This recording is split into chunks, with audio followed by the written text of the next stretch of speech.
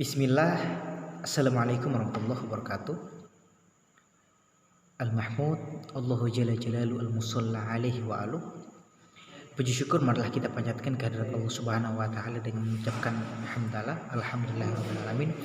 Salawat beserta salam tak lupa pula kita haturkan kepada Nabi junjungan yang teramat sangat kita cintai, yaitu Nabi Allah, Nabi besar Nabi Muhammad Sallallahu Alaihi Wasallam. Baik, teman-teman sekalian, pada kesempatan kali ini saya akan memaparkan materi proposal saya atau judul proposal saya tentang penerapan pembelajaran quantum teaching pada mata pelajaran PAI dan Budi Pekerti di Sekolah SMA Negeri 1 Limboto. Ya, perkenalkan, nama saya Muhammad Rizkan Mufradan Lahijun. Saya dari jurusan Pendidikan Agama Islam, tepatnya pada kelas PAI 5C. Ya. Baik, sebelum kita masuk ke dalam pembahasan materi saya akan sedikit memberikan gambaran tentang apa yang akan kita bahas pada materi saya pada kesempatan kali ini. Baik, di sini ada menu pembahasan. Ya, yang pertama itu adalah permasalahan. Yang kedua, mengapa penelitian ini dilakukan. Yang ketiga, rumusan fokus masalah. Yang keempat, kajian teori dan konsepnya. Yang kelima, kajian penelitian yang relevan. Yang keenam, kerangka berpikir. Yang ketujuh, jenis metode penelitian. Yang kedelapan, kuesioner wawancara. Yang kesembilan, outline skripsi. Dan yang terakhir yaitu daftar pustaka. Ya. Baik, kita langsung saja kepada pembahasan pertama, yaitu permasalahan. Di sini permasalahan terbagi atas 2 poin ya. Yang pertama itu adalah fakta dan yang kedua adalah harapan. Di sini di dalam fakta saya mengangkat 2 juga pembahasan, yang yaitu di sini ada pendidikan dan yang kedua adalah pembelajaran ya. Baik, di sini pendidikan. Manusia merupakan makhluk sosial dan makhluk ekonomi yang sangat membutuhkan yang namanya pendidikan ya. Di tahun ini atau pada periode ini Indonesia menduduki peringkat yang ke-70 di dunia dalam hal pendidikan terbaik di seluruh dunia dari 93 negara. Pada tahun ini Indonesia menggunakan kurikulum 2013 yang menekankan pada beberapa hal penting, yakni penyederhanaan aspek penilaian siswa oleh guru, kemudian penerapan 5M, yaitu yang pertama mengingat, yang kedua memahami, yang ketiga menerapkan, yang keempat menganalisis, dan yang terakhir menciptakan. Ya, yang kelima menciptakan. Kemudian pembelajaran ya. Belajar merupakan perubahan yang relatif permanen ya. Pembelajaran di sekolah, tepatnya di Indonesia sekarang ini, itu menguntungkan sekelompok, yaitu contohnya kelompok orang-orang yang memiliki ekonomi tinggi, itu anak-anaknya juga mendapatkan sekolah yang fasilitasnya juga tinggi. Kemudian guru, orang-orang tua atau masyarakat yang memiliki ekonomi rendah, mereka pun mendapatkan fasilitas untuk anaknya persekolahan yang fasilitasnya itu kurang memadai ya.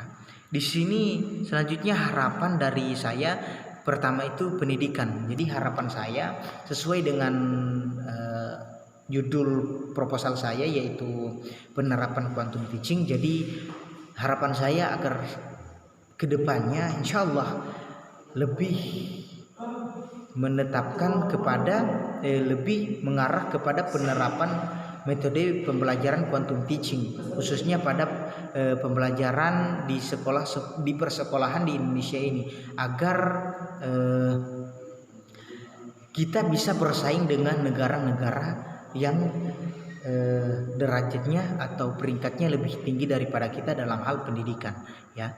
Kemudian pembelajaran, jadi saya berharap kepada guru-guru agar kiranya bisa menerapkan pembelajaran atau metode pembelajaran quantum teaching agar bisa membangun pendekatan-pendekatan kepada siswa-siswa yang mereka ajarkan, ya.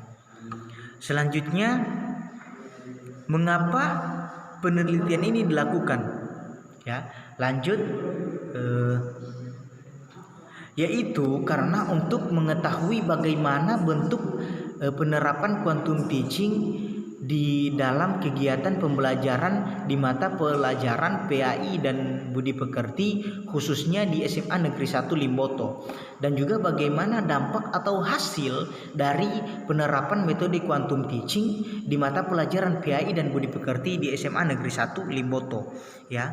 Selanjutnya, rumusan atau fokus masalah. Jadi di sini ada 2 rumusan atau fokus masalah. Pertama, bagaimana pendidikan agama Islam dan Budi Pekerti di SMA Negeri 1 Limboto. Kemudian metodenya, ya, metode penerapan pembelajaran quantum teaching di SMA Negeri Limboto, yaitu pada mata pelajaran PAI dan Budi Pekerti, ya. Selanjutnya, kajian teori dan konsepnya.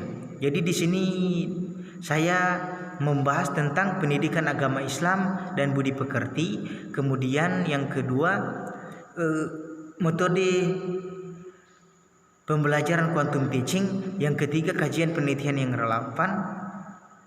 Yang keempat, kerangka berpikir, ya. Selanjutnya, kajian penelitian yang relevan. Jadi di sini saya mengemukakan 2 skripsi dari apa yang telah saya dapat, ya. Yang pertama, skripsi dari Supardi yang berjudul penerapan metode quantum learning dalam pembelajaran fikih di MTS, ya. Jadi di sini kesimpulannya itu yaitu kelebihan dan kelemahan penerapan quantum learning dan seterusnya, ya. Bisa kita baca di layar yang saya bagikan ini. Kemudian skripsi dari Safrudin yang berjudul implementasi metode quantum teaching, ya. Ini sama seperti judul saya, itu implementasi atau penerapan quantum teaching untuk meningkatkan motivasi belajar peserta didik pada mata pelajaran fikih, ya. Jadi di sini perbedaannya itu, di sini pada mata pelajaran fikih di MTS, saya mata pelajaran PAI dan Budi Pekerti di SMA, ya. Jadi untuk selebihnya bisa kita lihat, ya, di layar yang saya bagikan ini. Kemudian pembahasan kita kali ini adalah kerangka berpikir. Di sini kerangka berpikir pertama saya mengangkat tentang pendidikan agama Islam, ya. Di dalam pendidikan agama Islam ini, agar bagaimana guru bisa menyempurnakan pembelajaran pendidikan agama Islam ini dengan penerapan metode quantum teaching, ya. Jadi di dalam quantum teaching ini ada metode tandur yang yaitu yang pertama tumbuhkan, ya. Yang kedua itu alami, dan yang ketiga namai, yang keempat itu demonstrasikan, dan yang kelima itu ulangi, dan yang terakhir itu merayakan. Ini adalah strategis pembelajaran, metode pembelajaran dari quantum teaching, ya. Selanjutnya, jenis metode penelitian. Di sini saya mengambil metode penelitian tindak kelas, ya, pendekatan tindak kelas. Lokasinya yaitu di SMA Negeri 1 Limboto dan fokusnya kepada metode pembelajaran, ya. Kemudian teknik pengumpulan data, di situ saya mengumpulkan data melalui observasi, wawancara, dan studi dokumentasi. Kemudian teknik analisis data, saya menganalisis saya menggunakan metode analisis naratif dan analisis wawancara, ya. Kemudian kuesioner, ya. Di sini saya kurang lebih ada 4 pertanyaan yang saya ajukan kepada narasumber Yaitu pertama, apakah metode quantum teaching ini diterapkan di SMA Negeri 1 Limboto? Kemudian yang kedua, bagaimana implementasinya? Yang ketiga, bagaimana hasil implementasi, ya, hasilnya terhadap pemahaman siswa mengenai mata pelajaran yang diajarkan. Kemudian apakah kendala, ya, kendala atau masalah dalam penerapan metode quantum teaching di dalam kegiatan pengajaran ini. Kemudian selanjutnya outline skripsi. Jadi outline skripsi ini di bab 1 pendahuluan, bab 2 kajian teori, bab 3 metode penelitian, di bab 4 hasil penelitian, dan yang terakhir bab 5 penutup, ya. Selanjutnya di sini ada daftar pustaka atau pembahasan kita yang terakhir, ya. Di sini daftar pustaka saya mengambil banyak referensi buku, ya. Di sini ada bagian A, sumber buku. Jadi kita bisa lihat saja, ya, buku dari Ari Kunto, ya. Jadi kita tinggal share saja tentang buku Ari Kunto, ya, ke teman-teman bisa baca di sini untuk melihat referensi-referensi saya. Selanjutnya ada referensi saya dari sumber internet. Jadi teman-teman bisa langsung klik saja sumber internet saya, nanti langsung kebuka di internet kalian, ya. Kemudian itu saja, ya,